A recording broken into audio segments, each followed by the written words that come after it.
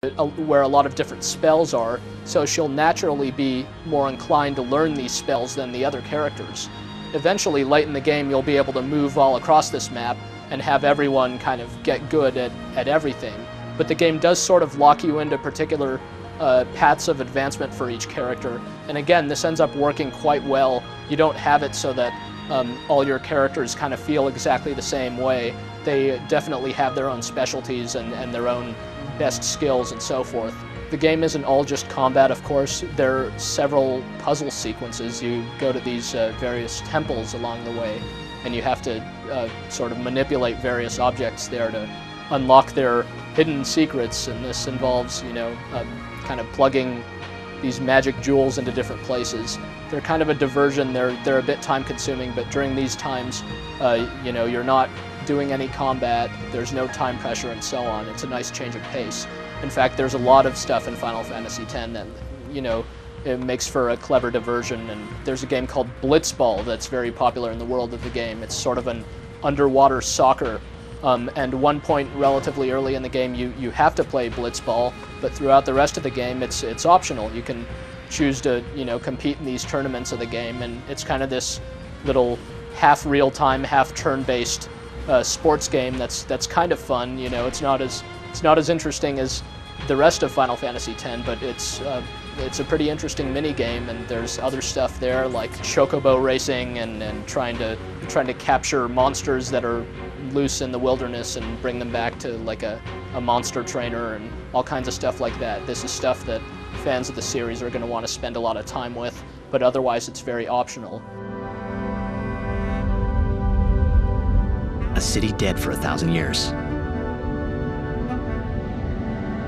A city I had to see with my own eyes. It may not seem like a big deal, but the fact that there's spoken dialogue in Final Fantasy X actually is a very significant thing for fans of the series, because this is the first ever Final Fantasy game where characters actually speak. So one of the big questions about the English translation is, well, how is the voice acting? The good news is that the voice acting is surprisingly well done. Most of the voices match the characters very well. You'll actually grow to like the characters just based on the sound of their voice. They'll really, you know, sound the part. Not all the dialogue is perfect. Some of it sounds more convincing than other parts, but by and large, the game makes very good use of speech. I don't think fans of the series who've been wary about the English voice acting are going to be disappointed with the quality of it.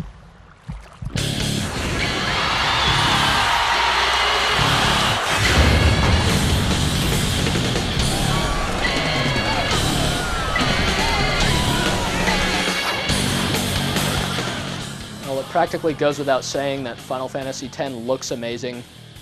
It is worth pointing out that the graphics in some areas they're a bit mixed. The game uses pre-rendered cinematics in some sequences that look really unbelievably good, but at the same time, the characters in these scenes, they look noticeably different. You could tell different artists did these pre-rendered scenes than did the in-game stuff. In the in-game portion, during dialogue between some of the characters and in many of the non-interactive cutscenes that occur throughout Final Fantasy X, you'll see that sometimes the characters' faces look incredibly detailed. These are easily the best-looking characters you've ever seen on the PlayStation 2. And at other times during battle and even you know, just while running around, the character models aren't quite as detailed. That said, the different scenes, all the scenery in Final Fantasy X, it just looks gorgeous. The monsters, you know, are just these really wild-looking things. You know, you'll see a lot of the same stuff that you've seen in previous Final Fantasy games, although with you know, kind of completely new looks to them. A lot of the old favorite summoned creatures like Ifrit and Bahamut come back with all new looks. It's a lot of fun to look at, you know, no matter if you're a veteran of the series or not. Well, it's very easy to recommend Final Fantasy X for any number of different kinds of people. Final Fantasy fans will, of course, eat it up. They're not interested in this review anyway. They're just going to go out and buy it. People looking for a great role-playing game for the PlayStation 2, well, here it is. Here's this big, huge game. There's really nothing else comparable to it on the system. people who are fans of role-playing in general will like it a lot. The game just tells a great story and is nice and long, and you know, you'll remember it even after all the time you've spent playing it. It'll stick with you. So if you've been wary, you know, has Square lost its touch?